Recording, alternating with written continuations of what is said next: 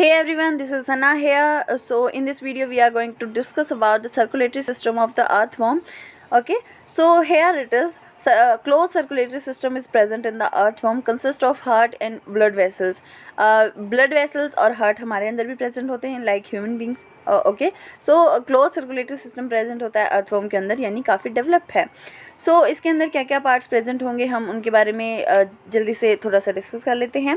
What constitute the circulatory system. Circulatory system जो है वो क्या क्या कॉन्स्टिट्यूट करता है. Like 5 pairs of aortic arcs, यानी हार्ट, यानी हमारा जो हार्ट है वो प्रॉपर प्रेजेंट होता है, लेकिन इनमें क्या होता है 5 पेयर्स होती हैं एओर्टिक आर्क्स, जो आर्च बोलते हैं जिसे हम, वो प्रेजेंट होते हैं, जिसे ही इसको हार्ट का नाम दिया गया है. डॉर्सल ब्लड वेसल प्रेजेंट होती है, यानी जो डॉर्सल पार्ट होता है इसकी बॉडी का, वहाँ से जो है एक जो कंप्लीट वेसल्स जो है टॉ से लेकर इसके हेड तक, वहाँ तक कंप्लीट जो है वो रन करती है. वेंट्रल ब्लड वेसल, यानी जो वेंट्रल पार्ट है बॉडी का, वहाँ पर भी ब्लड वेसल प्रेजेंट होती है. तो हम तीनों चीज़ों के बारे में पढ़ेंगे, that is the heart of the earthworm, dorsal blood vessel and ventral blood vessel के बारे में. इस स्लाइड के अंदर आप देख सकते हैं जो ये आपको पिंकिश पार्ट दिखाई दे रहा है, ये 5 एओर्टिक एक्स हैं, आर्चेस हैं. सो इन्हीं को हम हार्ट कहते हैं. प्रॉपर हार्ट इनके अंदर प्रेजेंट नहीं होता है.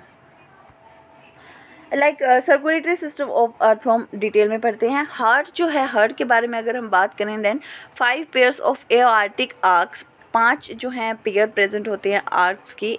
एओर्टिक आपको पता होगा, है ना, एओर्टा प्रेजेंट होता है हमारे अंदर, तो ऐसे ही इनके अंदर एओर्टिक आर्क्स प्रेजेंट होते हैं. Found over the oesophagus posterior to the pharynx, जो ईसोफेगस है उसके अबोव ओवर प्रेजेंट होता है, ठीक है, फेर्निक्स के पोस्टीरियर पार्ट में. पंपिंग ऑर्गन, यानी जैसे हार्ट पंपिंग ऑर्गन होता है, ऐसे ये जो एओर्टिक आर्क्स हैं ये एज अ पंपिंग ऑर्गन काम करती हैं. pumps blood from dorsal to ventral blood vessels. This is point to be noted कि जो blood है वो पंप होता है कहाँ से कहाँ तक, जो dorsal blood vessels है वहाँ से ventral blood cells तक, blood vessels तक जो ब्लड है वो पंप होता है. Okay, so what about the dorsal blood vessels. Red prominent vessel running through out the length on the dorsal side. आप डायग्राम के अंदर देख सकते हैं एक रेड कलर की आपको ब्लड वेसल दिखाई देगी, वो डोर्सल पार्ट के अंदर आपको शो की गई है. एक मतलब हेड से लेकर टो तक एक कंप्लीट जो लेंथ है इसकी, वहाँ से स्टार्टिंग से लेकर एंडिंग तक वहाँ तक एक रेड ब्लड वेसल आपको दिखाई देगी. This is called as the dorsal blood vessels. Carries blood forward towards the heart. This is the function point to be noted. Carries blood को carry करती है forward towards the heart. Forward यानी जो heart है उसकी तरफ forward. Okay, so then after that the ventral blood vessel, a blood vessel running throughout the length on the ventral side below the digestive tract. Digestive tract के just नीचे जो ventral side present होगी वहाँ पर जो blood vessel present होती है. सो उसी का हम वर्क बता रहे हैं. Supplies blood to all parts of body in need of oxygen, कि अगर ऑक्सीजन की रिक्वायरमेंट होती है तो पूरी बॉडी के अंदर जो ब्लड है उसको सप्लाई करती है. आपसे पूछा जा सकता है कि डोर्सल ब्लड वेसल या वेंट्रल ब्लड वेसल जो है वो कहाँ से कहाँ तक ब्लड को सप्लाई करते हैं, या फिर इसका फंक्शन क्या होता है.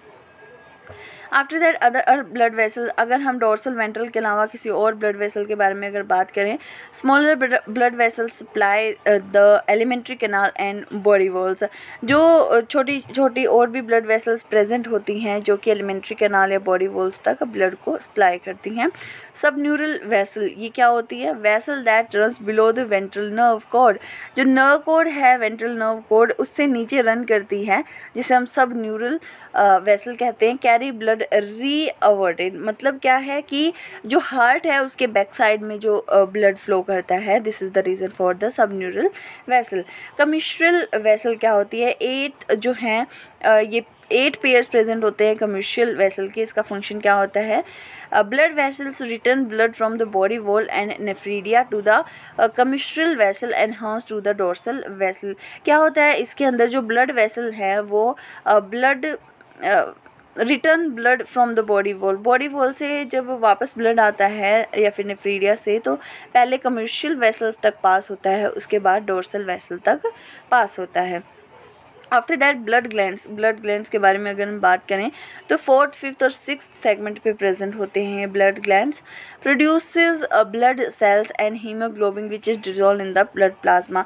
अब आपको ये पता है कि ब्लड वेसल्स प्रेजेंट होते हैं, तो ये भी हमारे लिए जानना बहुत ज़्यादा ज़रूरी है कि जो ब्लड वेसल्स हैं वो अराइज कहाँ से हो रही हैं, है ना, अराइज कहाँ से होंगी, कहाँ से ये बन रही हैं।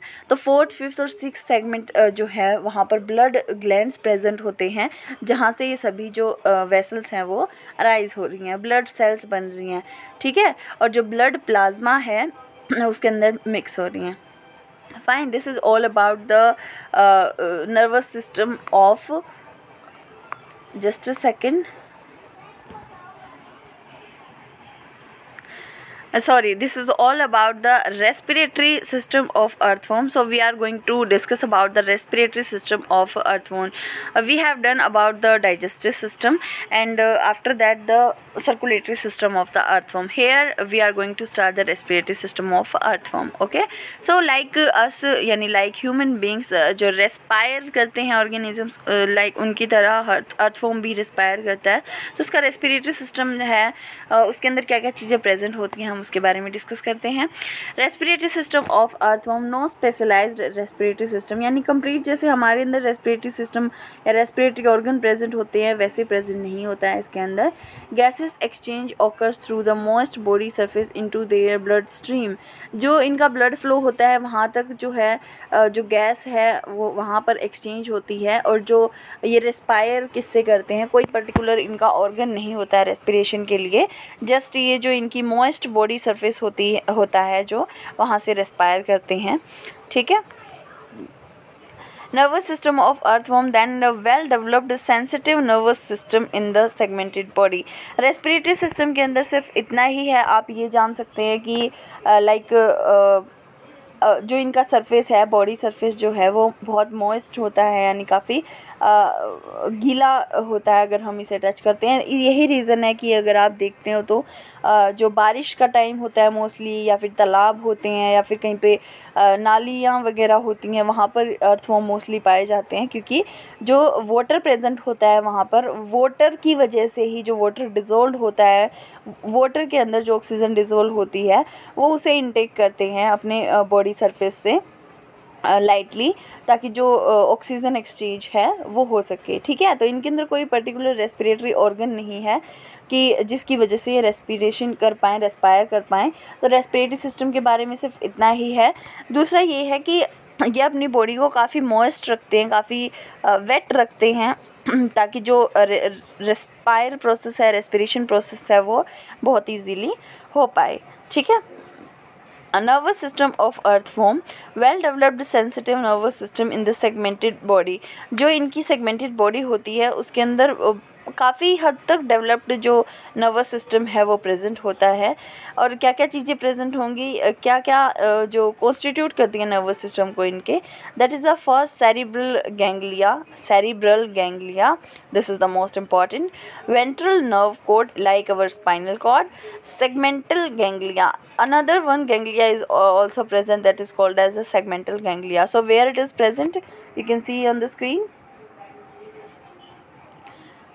सेरिब्रल गैंग्लिया जो है अपर हेड पार्ट पर प्रेजेंट होता है, after that the segmented ganglia, and after that the ventral nerve cord is present hair.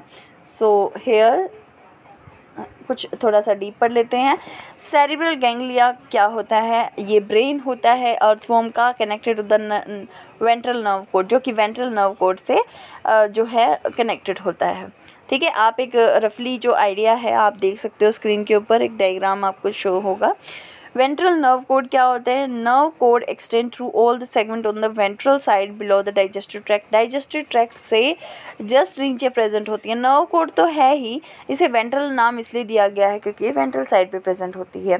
Anterior region of nerve cord encircle pharynx forming a nerve ring, जो anterior region होता है nerve code का, यानी अंदर वाला जो हिस्सा है, वहाँ पर जो है अनसर्कल फेरनेक्स फॉर्मिंग नर्व रिंग, जो कि फेरनेक्स को जो है उसको अनसर्कल करते हैं, उसको सराउंड करते हैं।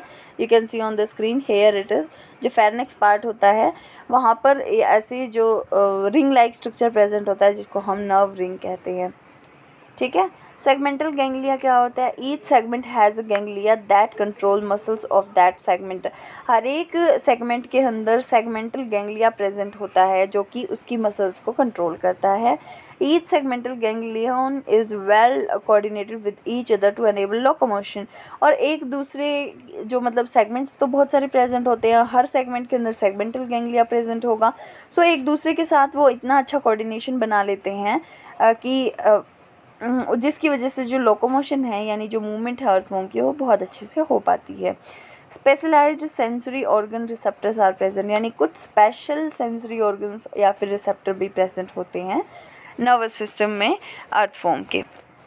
जैसे कि कौन कौन से प्रेजेंट होंगे? Like for touch, light, chemical receptors present all along the body surface, जो कि अर्थवॉर्म की बॉडी सरफेस के ऊपर प्रेजेंट होते हैं। For touch, light, chemical receptor etcetera, okay, on the body surface of the earthworm.